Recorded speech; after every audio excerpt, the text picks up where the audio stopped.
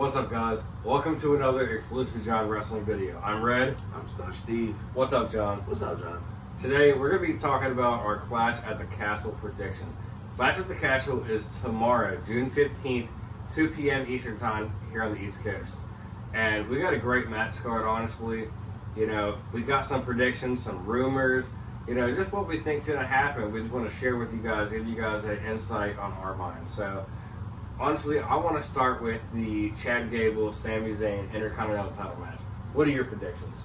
Honestly, I think this could go a lot of ways. I think Sami is probably the favorite, but I also think that Chad Gable has that sort of mentality where he's sick of losing. And I think he wants Alpha Academy to be there to enjoy it, but I just don't think Otis has the right mindset. And so they're going to try and help, but in the end, it's going to not work. And Chad will probably just banish them all. And then, boom, the Creed brothers. They come save the day. We've been talking about it all the time on Exclusive John Wrestling since 2 months ago. A new team angle. Get it going. The Creed brothers have been awesome since they've been called up. They haven't had a lot of storyline. This would be great for everybody in the faction. I think that's the way to go, and Chad Gable gets the win. I completely agree with you. I mean, we look at the storyline between Sami Zayn and Chad Gable.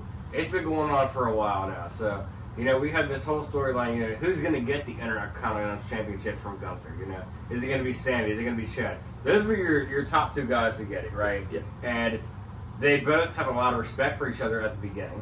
Not that they don't now, but, you know, we had this huge heel turn for Chad Gable. Yeah. So, had a lot of respect for each other. They end up facing each other. Sami's victorious. He goes on. He beats Gunther with the title. Which was, you know, it was an upset, right? And the longest reigning Intercontinental Champion of all time. He just beat him with the title. Anyone who beats Gunther, that's an upset. It's a huge upset. So he ends up, you know, he's trying to, during this time before the match, you know, he's training Sami Zayn. You know, he's being the Rocky kind of thing we got going on here. Yep. And through due time, he ends up turning on him, you know, disrespecting him in front of his family after the match that they had on Raw together for the IC title. So now, this is definitely, I think, the final chapter in this feud. I'm thinking everything that's been going on with the Alpha Academy. You know, there have been, you know, some bad blood going on. Otis has almost turned quite a few times, ends up not happening, ends up accidentally hitting Sami Zayn. I think that, you know, Alpha Academy comes out, he tries to tell him, hey, you know, go attack Sami. I think he says no this time. I think he actually, you know, I think they just walk out maybe. And I think, I agree with you, I think the Creed brothers would fit in perfectly here. Yeah. They come in, they steal a win. I don't think it'll be a clean win. I think they're going to steal a win for Chad Gable, and he's going to be victorious. And I mean, hey, if Chad doesn't get it now, I don't know what's next. Yeah, exactly. So, I mean, this is it. His contract also, like, was coming to an end just recently. There's rumors that he re-signed. I don't think that he's going to re-sign if they're just going to bury him in this feud after he's been so over with the fans for so long. Yeah, I agree. Our next match I'd like to talk about would be Cody Rhodes and AJ Styles. An I Quit match. We haven't seen an I Quit match in quite some time. And this feud has been heating up for quite a few months, you know. We had Backlash. They had their first match for the title, you know. Tremendous match. Great crowd. Great crowd. Cody ends up victorious, you know. He goes on after that to face Logan Paul at the King Queen of the Ring, PLE. Now we're back again with AJ Styles. What are your predictions of this match? What do you think of the storyline, the feud, and the stipulation? Honestly, I think this feud has been a great feud. I mean, you have both wrestlers who have gone kind of the similar route through the indies, proven themselves, and then come over to WWE and just take over. Cody may have gotten a bit more of the fair treatment than AJ Styles did on arrival, but eventually they both got to that upper echelon. And I think they both are proving that they are fantastic wrestlers, whether face or heel, and they'll put on a banger match anytime they're in that squared circle. And so I think the fact that this is an I Quit match makes it even better, because now they can go and bring the limit and explode. I mean, I completely agree with you. They could just blow the roof off this place. Let's look at. I mean, this is most likely. This is considered like if Roman was champion, this would be the main event. Yeah. So let's look at it this way. The only reason that it's not the main event is because Drew McIntyre is fighting for the World Heavyweight Championship. 100%. We'll get to that. 100%. That. I agree. That should be the main event. We'll definitely get to that. Hometown. Yeah, exactly. As far as this Cody Rhodes AJ Styles match goes, we have to look at the facts, right? So, Cody Rhodes beat the longest reigning champion in so long. I mean, over 3 years as champion, the tribal chief, the head of the table, Roman Reigns, he takes the title off. Yeah. So, when you're booking this man, you have to think, who are worthy contenders to face Cody Rhodes that would be believable to take the title off him? I mean, not a lot. You're not going to put him against just anybody on the roster, you know, like you got to earn it. You have to earn it, right? So, and AJ almost didn't earn it until Santos Escobar still has a lot to go. I feel like, as far as a singles competitor, he's in a faction. He's more of involved in these certain storylines, but that's not somebody that would be ready to go in the main event with Cody Rhodes just yet. You know, there's a list of guys that could. There's a list of guys that aren't ready yet. I think that AJ Styles is the number one guy to do this. He's the phenomenal one. I think that their match before at Backlash was incredible, and now that we're adding an I Quit match, I mean, his promo when he was faking his retirement was so Mark Henry Hall of Pain vibes. It was just so great. I'll tell you, I think that the weapons that are going to be added to this match, the brutality that's going to be added to this match, I think it's going to be amazing. And my one prediction for this match, I'm going to let you know my prediction now. I got Cody Rhodes is going to retain his title. I don't think he's getting it, taken from him just yet. He just got it at WrestleMania. I do think there's a possibility we get some interference from the Bloodline because there have been some rumors that his next challenger for the title will be none other than Solo Sikoa and the New Bloodline. Honestly, I agree mostly, but I just don't think that this Solo... I mean, yes, they are in Glasgow. I mean, it would make sense. They're already in town. But I think Cody gets the win clean. I think AJ Styles gets the I Quit. Goes away from TV maybe a little bit, and then... We could even see him in TNA. Yeah. All the cross-promotion that we've got going on right now. And we'll do another video about that. If you guys want to see that, make sure you subscribe to our Exclusive John Wrestling video. But honestly, man, I think this match is gonna steal the show. Yeah, I mean, there's a lot of matches on this show that have that caliber. An I Quit match. An I Quit match that isn't going to be the main event, that has the WWE Championship on the line. Two of the best competitors in the brand. You really can't get any better than that. I think it's just Cody obviously wins. But I think he just gets it clean, and then maybe we see something with Solo. If we do get interference, I mean, we could have Randy Orton come out and help. We could have the Street Profits. We could have Kevin Owens. That's why there's just so many. There's a lot of different variables going on right now. So I guess we'll just really have to see. And another good point, there are some rumored new Bloodline members that will be joining the Bloodline very soon. Once again, if you do want to hear about that, we have another video that we are shooting on our Exclusive John Wrestling channel on YouTube. Make sure to check that out. We'll go more in depth about that as well. So I think that we both have Cody Rhodes winning that match as well. Yeah. Next match on the card, man. I think we got to go with the Bianca Belair, Jade Cargill versus Shayna Baszler, Zoe Stark versus Isla Dawn, Alba Fire. They got the hometown advantage. They do. I just think this could be a nice little sneaky good match. I don't think it's going to do it. I think it'll be a great steal the show or anything. I think it's going to be a filler match, mid-card match. But I think that these women definitely have the potential to steal the show. I love all 6 competitors. I do. I think that this match is going to be better than Bayley and Piper Niven. I really do. Yeah. Not to take away anything from those two women that are very talented. But I think you have 6 women in this match. Some of the greatest athletes in the WWE right here. I think they steal the show. I mean, we're talking about this team of Jade Cargill and Bianca Belair has been amazing. Ever since they've destroyed every competition. Yeah, I mean, when Jade Cargill first was signed with WWE, we consider her versus Bianca Belair is the match to make, and it still is. Trust me, it's gonna. That's a WrestleMania match. I mean, two of the top female in their divisions and their companies coming together in one, having a great match. That's the match that happened. But then on a tag team, and nobody would have predicted it. It's almost, you can compare it to The Rock and Roman on a tag team at WrestleMania. You know, nobody would have predicted that, honestly. Yeah. So I think that this match is really going to be great. I think the competitors that have a great chance. You know, like Alba Fire, Isla Dawn, they're coming up. You know, they just got called off from NXT not long ago. Yeah. And they lost a little bit of TV time. They're back on now, and I really do like them. They're fierce competitors. You cannot count out Shayna Baszler and Zoe Stark. Shayna Baszler is a grizzled vet who has been coming off of a tough loss with Lola Vice on NXT. Yeah. And a bit of a losing streak. Which in the underground match. Yeah. This is pretty crazy considering, you know, both of them, Shayna Baszler and Lola Vice were both MMA competitors before, but Shayna Baszler was the one that was known, like, it was MMA, you know. That's why she was paired with Rousey, and they had the match with Rousey, you know. That's where they had the connection at.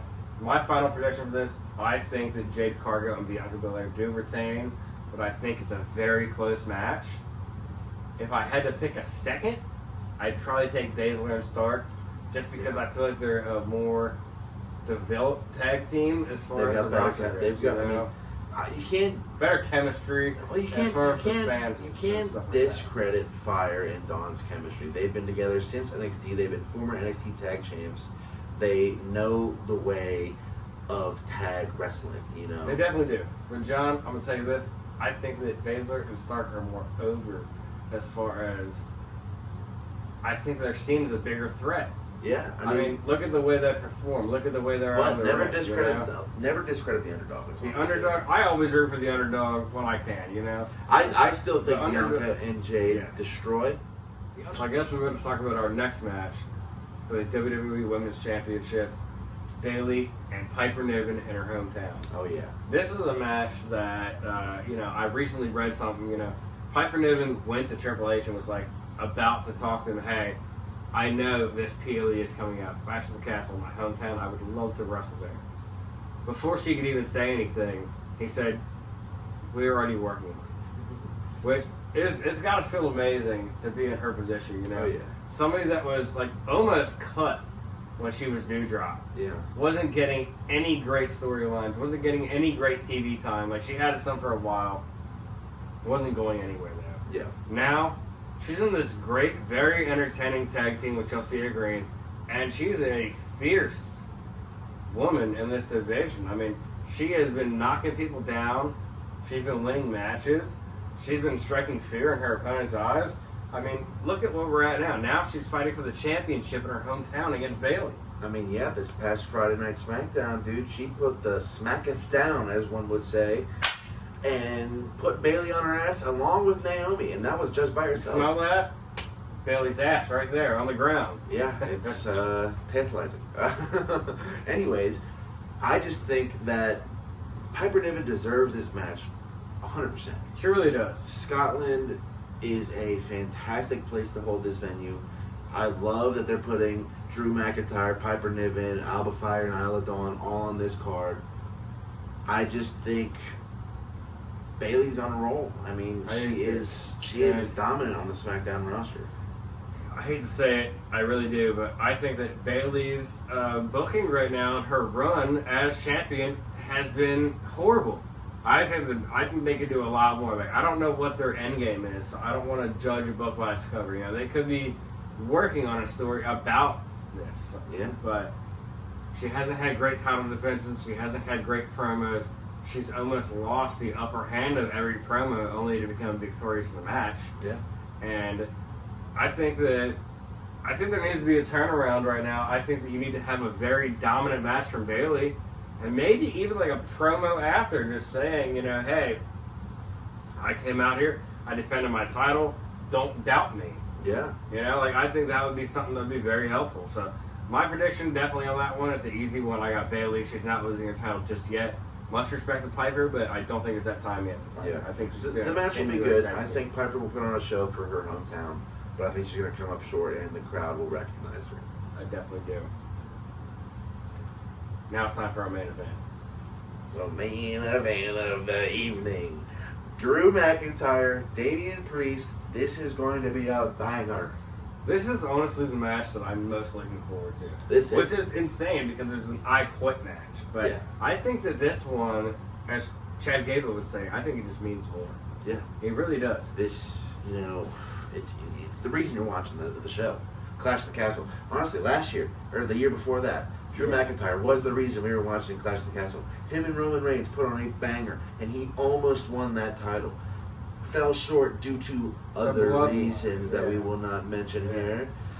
But I will say, Drew knows that this is his chance, knows that he's in his hometown, closer. He's in Glasgow this time, not Cardiff. And we know the inevitable has to happen. I mean, well, whether there's a CM Punk lurking around the corner, Drew has to win it. If Drew doesn't win it, they might riot. That's legit. Scotland is that crazy. Yeah, I mean, my thoughts on this, let's look back this Monday on Raw, right? We had a stipulation between Finn Balor and Drew McIntyre, right? It said, if Drew McIntyre wins, the Judgment Day is barred from ringside. Drew McIntyre won the match, so we will not see any Judgment Day during this match, which is, it's a bit different. Damian Priest has won matches clean. Yeah. I will give it to him. He's preferred it as of late. He has, and he usually gets annoyed when they are ringside. But for a match like this, I feel like the cards were playing. He wanted them to be ringside. Oh yeah, that's the reason he made the match. Exactly. Now they can.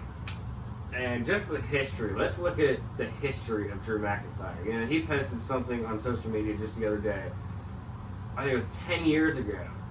He was cut from the WWE and didn't even make the headline in the releases. Yeah. Today, he is the headline. He is the main event of one of the largest WWE PLEs of all time. Yeah. This is going to be a major match. I think it's going to go very back and forth. Do I think CM Punk can interfere? Yes. I think he will interfere in some form or fashion. I don't think that it will cost him the match today. Yeah. I think it will almost cost him the match, but I think that this is the point where Drew has the upper hand and he wins the title. He gets his enormous win in his hometown. And my favorite thing about this match, probably, I think Broken Dreams is coming back. Oh yeah, as a it has to. He's teased it. He teased it before. They did it last Clash of the Castle, right? But it was only a little. It was only a little bit, and then they switched to the other one. I think that they can do better this time. I really do. I'm hoping they can. Scotland will sing it. I think they will. He doesn't have a single interest now. It's just music, right? Yeah, it's just... Broken Dreams is a different animal. I think they put that on. I think the whole crowd sings it. They cheer for him, and I think he wins. Only thing is, he's supposed to be a heel, which is kind of like you're giving him babyface music, but he's not going to get booed in his hometown anyway. If you want him to have the moment that he deserves, winning the title in front of the crowd. Well, not just in front of a crowd. He has won the title in front of a crowd before. And winning the title from his hometown and not in front of a crowd where he loses it in 5 minutes due to a cash into the Money in the Bank by Damian Priest.